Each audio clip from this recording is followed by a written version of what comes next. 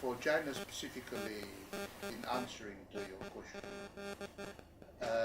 President Xi laid out to the 8 countries that included Australia and New Zealand, countries that have foreign relations with China.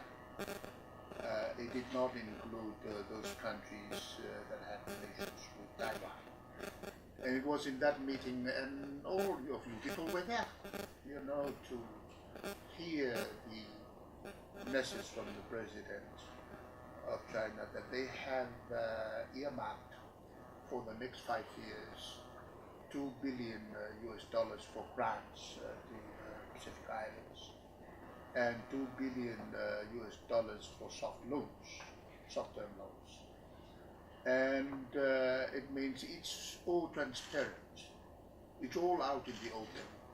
And you were all there to listen to these disclosures by China. So what we are following up are undertakings which were done in the open. Nothing was hidden.